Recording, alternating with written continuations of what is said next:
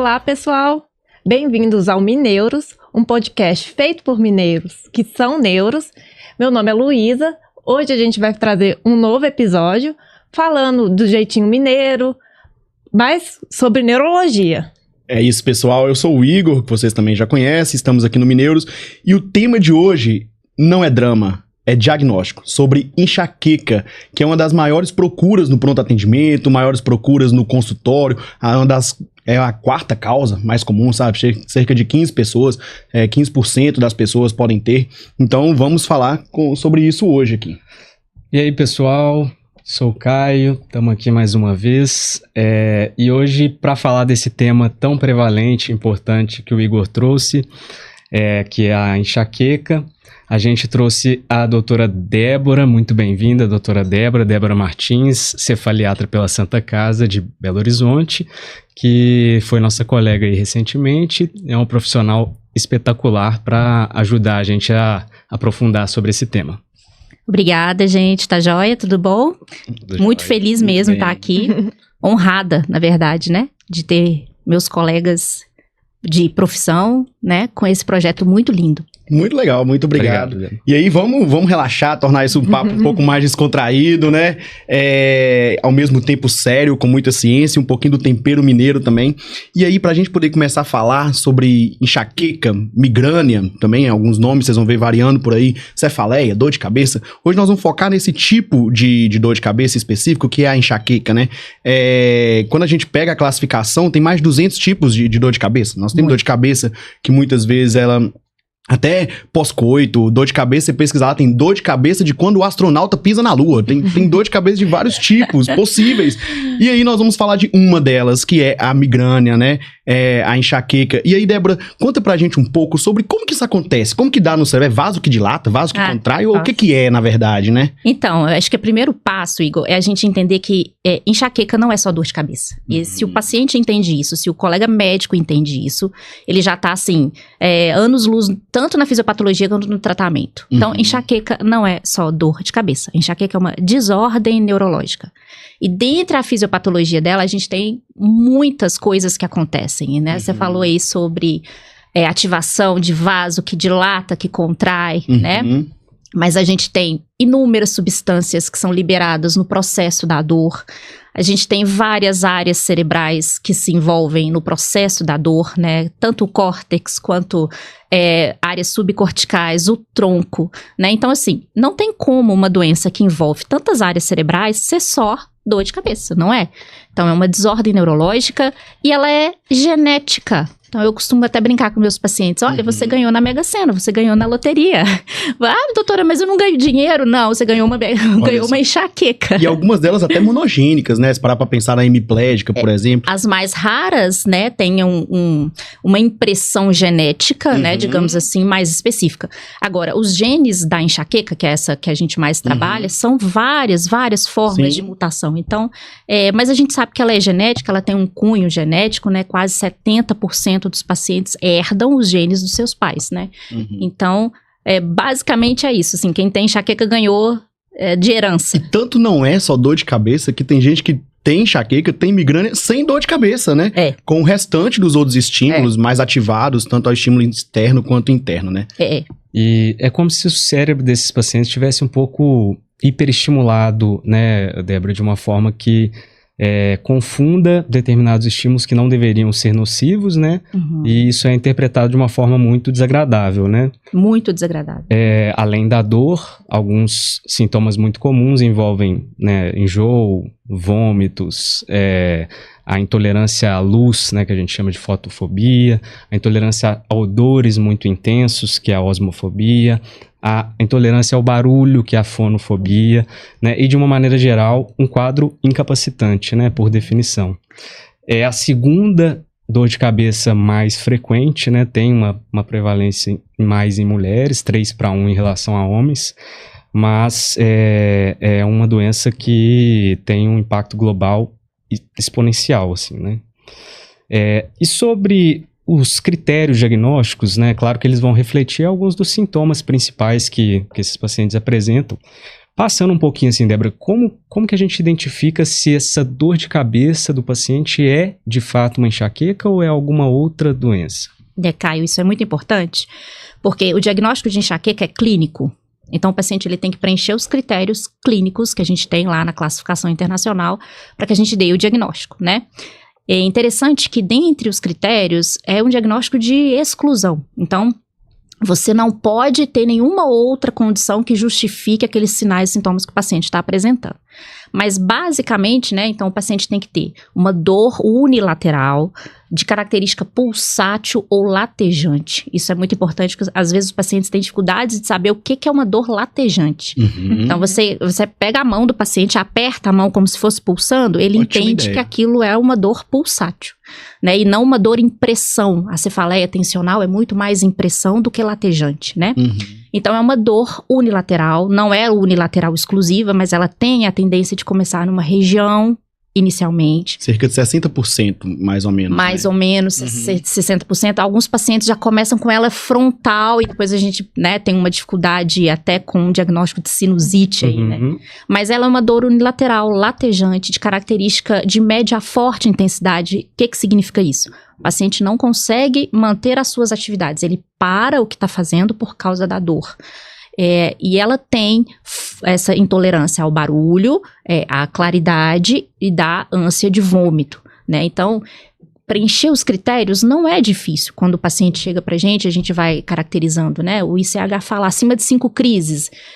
Isso é muito comum, o paciente já chegar com você com anos de dor. Então, ele já preenche os critérios. Eu acho que o maior desafio, quando você vai fazer o diagnóstico do paciente, é você explicar para ele sobre os sintomas. É muito comum ele não perceber que a luz incomoda, que tem ânsia de vômito, que ele tem que parar para deitar para a dor passar, né? Então, explicar isso para o paciente que ele tem uma dor incapacitante, isso já preenche os critérios, né? E faz diferença quando a gente conversa com o paciente no consultório, você pergunta assim, o barulho incomoda? Várias outras dores de cabeça, quando você tá com ela, o barulho vai incomodar. Mas o paciente com enxaqueca, ele vai lá e fala, pelo amor de Deus, eu não suporto o barulho quando eu tô com a dor de cabeça, né? Às vezes o que você faz é perguntar, o que você faz pra melhorar essa dor? Eu vou pra um cantinho escuro, silencioso, fico lá quietinho. Aí você pensa, tá com mais cara de enxaqueca mesmo. E a doutora Débora tava falando ali, eu fui lembrando de uma coisa, lá na fisiopatologia, na hora que a gente tava falando, né? Porque é tão complexo que tem também o fenômeno da aura, né? Que alguns pacientes vão ter. E aí, para quem tá vendo no vídeo, vai aparecer aí alguma imagem, alguns exemplos do que a gente chama dessa questão de aura, né? Que não é áurea, não, mas da aura. Que podem ser, né, alterações visuais e tudo mais. E aí, eu só queria lembrar que isso mudou mais ou menos na década de 40, o Aristides Leão, que é brasileiro, na verdade, e tem um ponto interessante que aqui no Mineuros, por isso que eu queria trazer esse caso, essa curiosidade. Ele foi um fisiopatologista que ficou reconhecido internacionalmente, depois foi para Harvard e tudo mais, que ele fala da depressão alastrante. E essa depressão alastrante, por onde acontece essa descarga e tudo mais ali, acaba podendo vir sintomas. E aí vem a questão da aura, vem a questão da hemiplegia, né, essa perda de força e tudo mais. E a parte de Belo Horizonte, inclusive, é porque depois, ele formou no Rio, ele teve tuberculose e foi tratado aqui em Belo Horizonte. Aí depois ele ficou muito conhecido. E aí, conta pra gente um pouco mais sobre esses sintomas da aura, como é que é isso? Isso muda nos critérios também do tipo de enxaqueca, né? Débora, eu queria assim, que o Igor falou de depressão cortical alastrante. Como é que a gente vai explicar isso pro paciente no consultório? Pois né? é. De forma... Aí complementou bem. O paciente que escuta nosso podcast, ele vai falar, o que é isso? Depressão? Depressão, o que é isso? Nossa, né? Na verdade, esse termo é pra nós. A gente que é médico, neurologista, a gente entende essa fisiopatologia. Na verdade, acontece uma descarga, né, neuronal, de uma região, começa numa região do cérebro e ela vai se alastrando como uma onda. Então, os neurônios, eles vão... É como se fosse uma onda energética mesmo, como se fosse um choque que vai gerando essa despolarização desses neurônios e o fenômeno sintomatológico vai acontecendo à medida que a onda vai alastrando, né? Então, é muito comum a aura visual. Por quê? Porque geralmente o início do foco é no lobo occipital, que é nosso lobo de interpretação visual. E a partir daí, essa onda vai se alastrando e vai chegando na área sensitiva, na região do braço, na região da mão, na região da fala. Então, o paciente, quando ele tem a depressão cortical alastrante de Leão, ele tem os fenômenos da aura, né? Ele acaba experimentando todos os fenômenos da aura. Uhum. O que são os fenômenos? São sintomas neurológicos transitórios. Ele sente aquilo por um determinado tempo e depois vem a dor de cabeça característica da enxaqueca. Mas nem todo paciente com aura tem a depressão na sua fisiopatologia mesmo. Então, às vezes, ele só tem a aura visual, que é o que o Igor falou sobre essa imagem, né? Que é o quê? Aquele zigue-zague colorido, perdeu um campo visual, né? Ficou como se fosse uma chuva, um chuvisco. Uns bichinhos voando. Uns bichinhos vagalumes, né? Então, essa é a aura mais comum. Mas aí, quando a depressão se alastra, chega na região motora, aí ele começa a perceber que o braço tá fraco, tem um formigamento ali do braço, da face. E se ela alastrar mais um pouquinho, chega na área da fala, comprometendo a fala do paciente, né? Olha só. E essas fisiopatologias, quando a gente para pra pensar, elas são é mágico, isso aqui é muito doido, né? A gente parar pra pensar, não sei nem qual é o melhor termo pra poder usar, com desculpa aos enxaquecosos. Mas, por exemplo, às vezes tem as fases também, né? Tem mais uma imagem pra gente poder colocar aí dessas fases, pra quem tá assistindo, dos pródromos, o que a pessoa sente antes da dor de cabeça, durante a dor de cabeça e depois da dor de cabeça. Então, pensa, essas pessoas convivem com essa dor de cabeça, às vezes uma por dia, uma dor que dura às vezes 72 horas, 2, 3, 4, 5 por mês, isso é completamente incapacitante, né?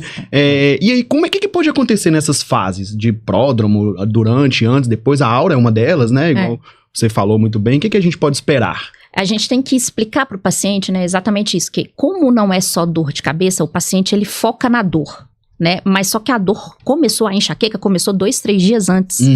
Quando ele já estava com dificuldade de concentração, com bocejos, né? Abrindo muito a boca, com uma sonolência excessiva, com aquela vontade de comer determinados alimentos. Ali já começou a dor de cabeça dele, né? Então, a gente até orienta o paciente para ele ser um pouquinho observador, porque se ele no pródromo já consegue evitar o que a gente vai falar depois, que são os gatilhos, talvez ele consiga segurar a dor, a crise de dor, né? Mas é uma doença complexa, tem essa questão genética, então assim, eu falo para meus pacientes, né? A doença existe, ela já é uma doença própria. A gente vai fazer o máximo que a gente conseguir para minimizar o impacto dela, mas ela existe, ela tá lá. Então, o pródromo, identificar o pródromo, pode facilitar com que esse paciente consiga evitar a dor. E ainda, se vier a dor, aí tem um pós-dromo, né? O que é pior ainda, né?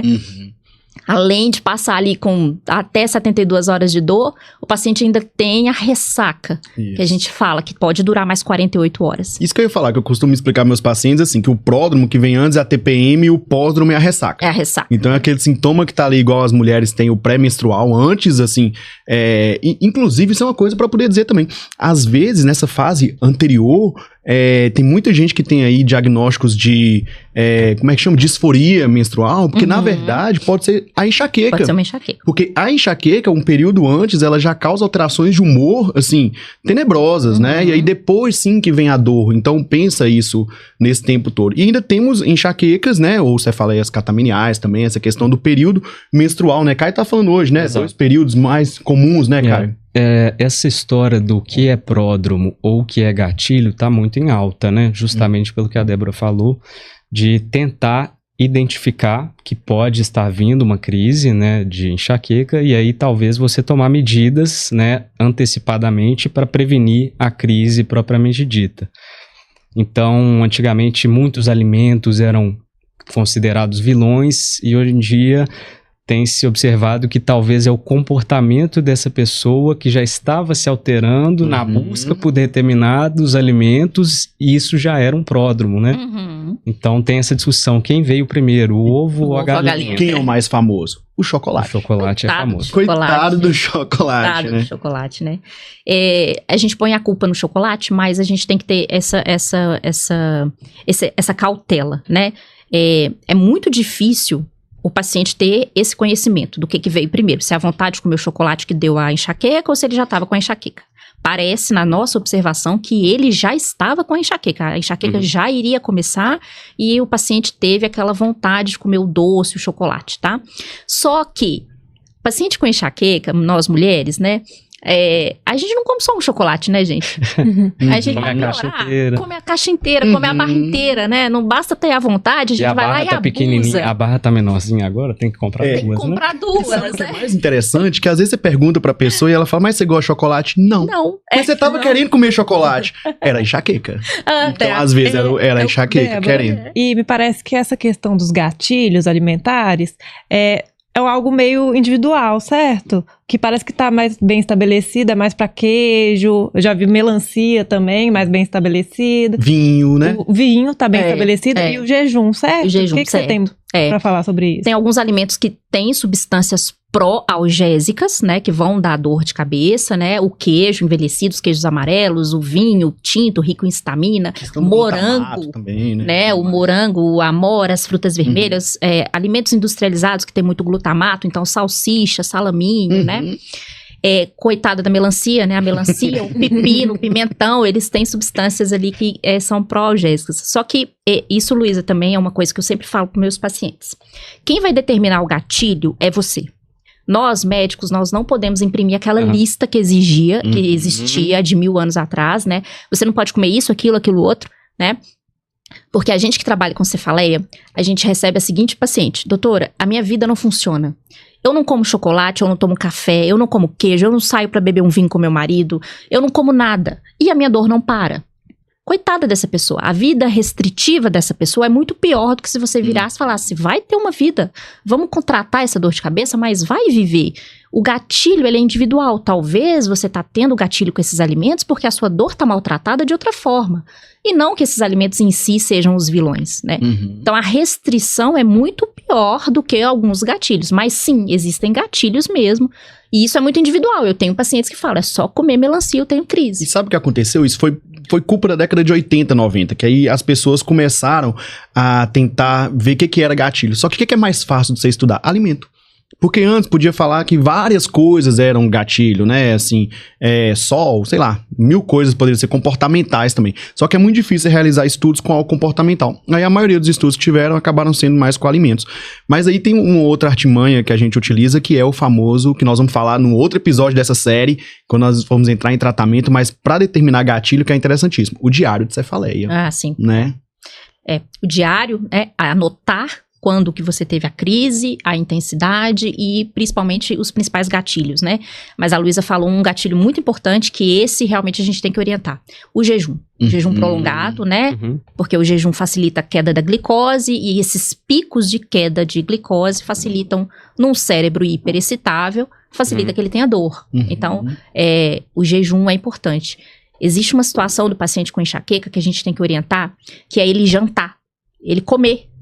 Às vezes o paciente, a mulher, chega em casa, come ali uma comidinha, um chazinho com bolacha, porque não quer engordar, passa a noite inteira sem comer, acorda com dor de cabeça, né? Por quê? Porque no meio da madrugada ela fez pico de hipoglicemia e acordou com dor. Então, orientar esse paciente a comer comida de verdade, principalmente rica em proteína, facilita que ele tenha menos queda de glicose noturna por causa do jejum prolongado.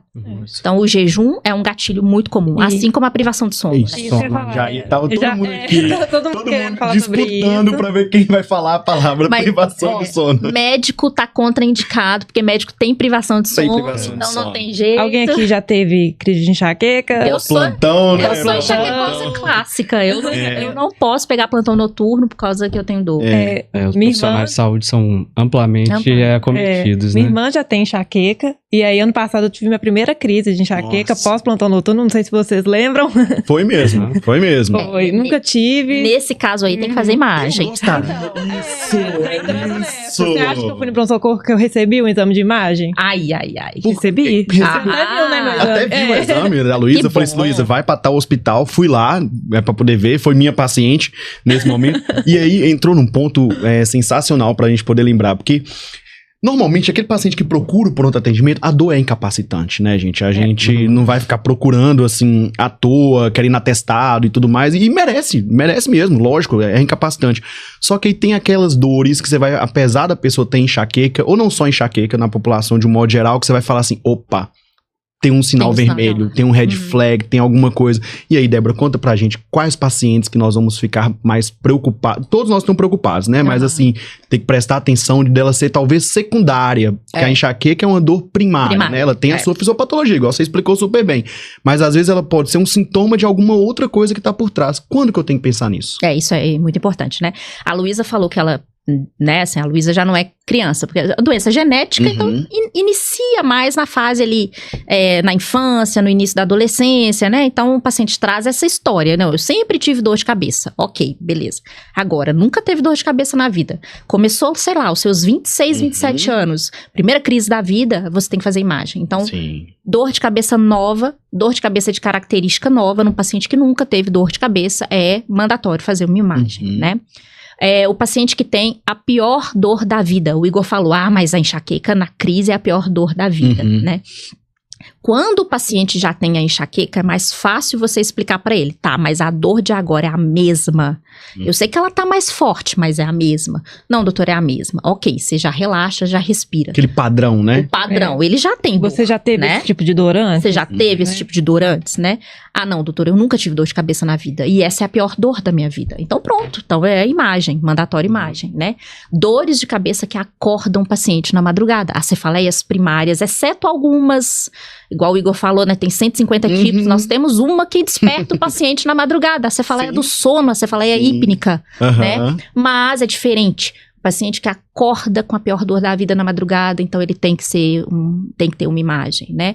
E claro, o paciente que está com outros sintomas, está com febre, rigidez de nuca, um sintoma neurológico focal, né? Até os sintomas que você falou que podem ser aura, eles não são comuns, esses motores sensitivos, então é importante que a pessoa procure o pronto atendimento, né? Se ela nunca teve esse sintoma antes, para ser avaliado por um neurologista, fazer um exame de imagem. Exatamente, o sintoma, a aura também faz parte da enxaqueca, né? Então, assim, se o paciente nunca teve enxaqueca com aura na vida, tem que fazer imagem.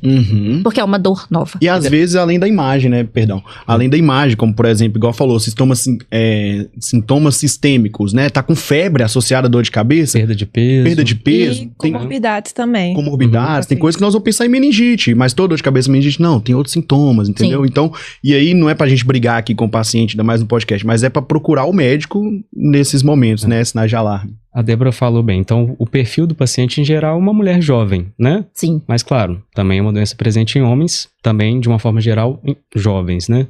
É uma doença que sofre uma certa influência hormonal, né? Importante. Por isso, tem essa relação com o ciclo menstrual, com a idade, início da idade fértil da mulher, né? Então, assim, apareceu uma enxaqueca, uma suposta enxaqueca num paciente de mais de 50 anos, Débora. O que a gente vai pensar sobre isso? Isso é um sinal de alarme, né? Cefaleia que inicia após 50 anos é um sinal de alarme, né? A gente vai ter, Caio, alguns pacientes que vão abrir um quadro franco de enxaqueca a partir da menopausa, tá? Eu costumo falar com os meus pacientes que a menopausa ela pode ser salvadora, o paciente pode melhorar ou não, ele pode piorar que depois. É comum enxaqueca melhorar na fase, na terceira idade, né? Assim. Por causa dessa oscilação hormonal que para na menopausa, né? Mas a gente tem alguns pacientes que começam a ter o padrão de cefaleia do tipo enxaqueca depois dos 50 anos. Antes de você fazer o diagnóstico de enxaqueca, lembra que ela é de exclusão. Então, você precisa fazer uma imagem nesse paciente para dar o diagnóstico de certeza e outras coisas mais, não é só imagem, né? A gente sabe que a partir de 50 anos tem outras doenças prevalentes, né? Então, nós vamos pedir um VHS desse paciente, enfim, né? Nós vamos descartar outras cefaleias e para dar o diagnóstico de enxaqueca. Mas, mesmo nesse paciente, Caio, se você fizer uma anamnese bem feita, você vai coletar que ele tinha dor de cabeça antes. Você acha alguma coisa, raro, né? Você acha. É muito raro ele não ter dor de cabeça a vida inteira e ter aberto um quadro a partir dos 50 anos. Então, assim, você vai pedir a imagem. Sim. Mas quando você investiga, ele já tinha dor de cabeça de característica primária. Débora, e algumas questões, então, que a gente escuta muito na prática, nesses pacientes, principalmente um pouco mais velhos. A minha dor de cabeça pode ser um tumor? Não, então, poder pode, né? Porque dor de cabeça é um sintoma extremamente comum de outras doenças, né? Mas a gente vai coletar uma anamnese, a gente tem que saber que tipo de dor de cabeça que é essa, fazer né? um exame neurológico. Tem que fazer um exame neurológico uma alteração bem feito. neurológica. Gente, na Idade Média, eles faziam trepanação do paciente, colocavam um furo na cabeça mesmo, furava a cirurgia, porque a pessoa chegava lá e contava assim, minha dor de cabeça parece que vai explodir. Então, peraí, então deixa eu furar, né, pra poder ajudar. Era isso, tem Fazer imagens. sangria, né? Fazia Colocava sangria. aqueles negocinhos que fica Exato, sugando aqui. porque já que é sangue, então vamos fazer sangria, Tem né? o componente latejante, né? Componente latejante. E é interessante, sempre tem um componente latejante. A gente tava falando lá dos critérios diagnósticos, e por isso que tem que passar no profissional. Porque não tem que preencher todos. Então nem todo mundo vem igual uma figura de livro. Todos vão não gostar de luz, não gostar de som, ter que vomitar, ser de um lado só, não, né? A doutora Débora colocou muito bem ali, os critérios que nós temos internacionais de cefaleia, já estamos no terceiro, né? Ainda teve um no meio, na verdade, teve um no meio. Tem, depois de 2013, um mais upgrade, até que 2018 que firmou que a gente usa hoje em dia. Melhor, atualizado. Aproveitando isso que você está dizendo, Igor, a dor de cabeça mais comum de todas, que é a dor de cabeça, a cefaleia tensional, né? Ela tem uma característica de ser um pouquinho mais leve, né, Débora? E ter geralmente fatores estressantes que são claros, né? Mas de vez em quando ela vem acompanhada de náusea, vômito, intolerância à luz, não é verdade? Sim, é verdade. Tem alguns colegas, alguns estudos que acham que a cefaleia tensional e a migrânia em algum momento parecem ser a mesma doença, né? Mas a gente tem características da cefaleia do tipo tensional, que é a cefaleia do capacete, né? Parece que o paciente é uma cefaleia em aperto, que ele coloca um capacete assim, e ela é diferente da migrânia, que não é latejante, né? E ela dura até 10 dias, né? Então, como ela não é tão incapacitante, o paciente fica ali 7 a 10 dias com aquela dor. E ela é a mais Continua trabalhando, às vezes pratica até um exercício físico. Às vezes melhora, a tensional melhora. Melhora com a atividade física, isso é um fator de diagnóstico. A migrânia, na sua fase aguda, piora com o exercício físico, né? Assim, subir uma escada, por exemplo, mas horrível. Cronicamente... Melhora. Tem que fazer exercício, né? Presta atenção, vocês de casa que estão ouvindo aí, daqui a pouco vai achar que nós estamos falando que quem tem enxaqueca não é pra fazer atividade física. Deus me livre. Porque não é só medicação que a gente vai falar no próximo episódio. Tem a questão do estilo de vida, de nós estamos fazer atividade física, dormir bem, uma vida menos estressante, que é difícil de controlar, né? Mas... Só mais uma questão então, Débora. E beleza, supondo que de qualquer maneira foi pedida uma imagem para um paciente com enxaqueca. E aí essa imagem veio normal. Normal, uma ressonância ou uma tomografia. E aí, o que a gente faz diante disso? Não, se o paciente tem critérios de enxaqueca mesmo, assim, né? Você pediu a imagem porque você ficou na dúvida de alguma coisa. A imagem veio normal, ok, fechou o diagnóstico. É o esperado. Não muda nada.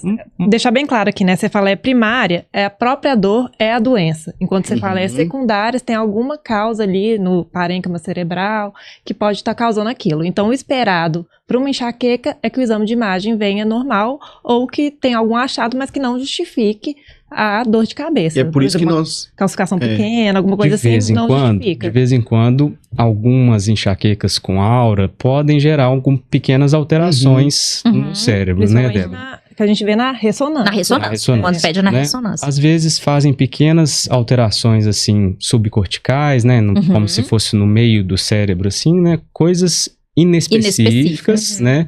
E que às vezes levam, assim, os pacientes a ficarem muito preocupados porque eles leem possibilidade de desmielinização. O nome feio, meu Deus do céu, hein? Acabou, né?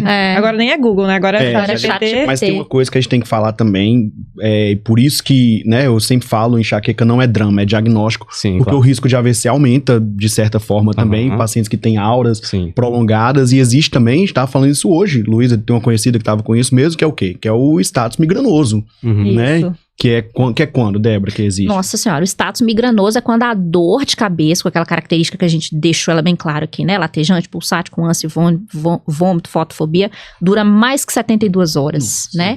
E o paciente chega em estado, assim, o estado geral ruim, desidratado, né? Na grande maioria das vezes hipertenso, porque tá com aquela dor insuportável, não consegue fazer contato visual. Não consegue fazer contato visual, já vomitou tudo que tinha pra vomitar, chega e mais um pouco, né? Deitar na maca, né?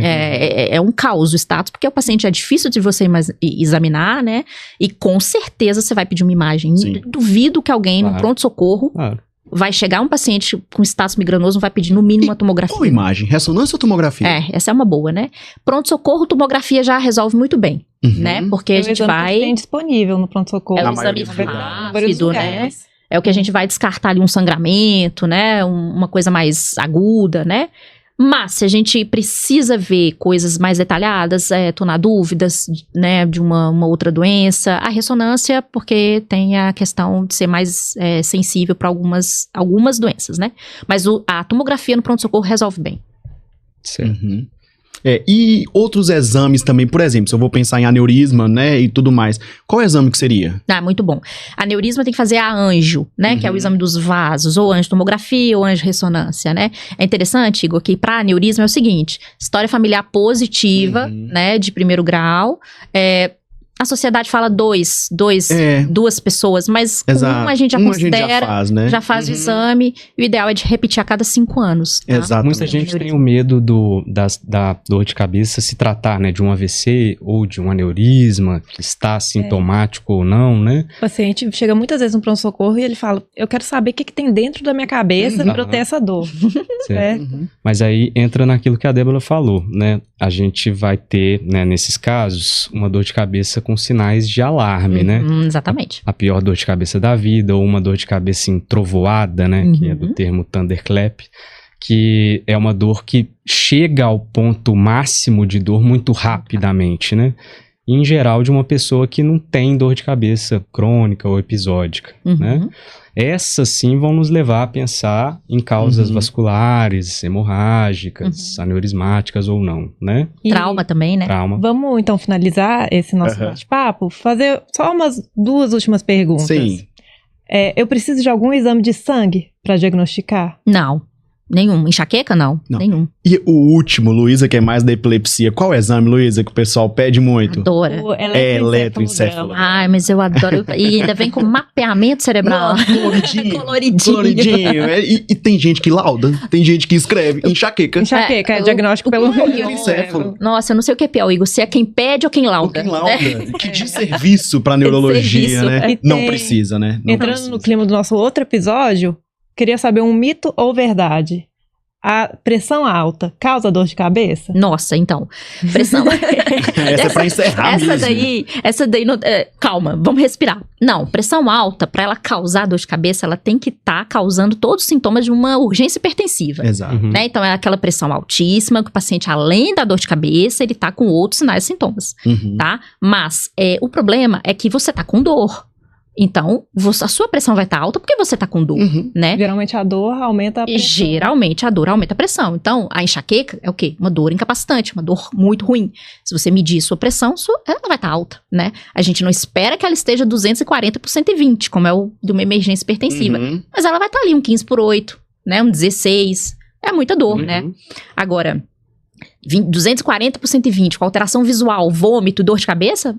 Corre que isso é uma emergência hipertensiva. Faz um fundo de olho, uma tomografia, que tem coisa aí, né? Acho que encerramos muito bem, né? Tem muita coisa pra falar. Você que tá em casa, que gostou desse episódio, nós vamos ter mais episódios também falando sobre isso. O tema, por exemplo, a doutora Débora, além da residência, fez um fellow em cefaleia, então é muita coisa pra falar. É subespecialista e nós vamos explorar bastante isso daqui no próximo episódio. Agora nós vamos brindar pra encerrar esse daí, né? Oba! Valeu! Obrigado, gente.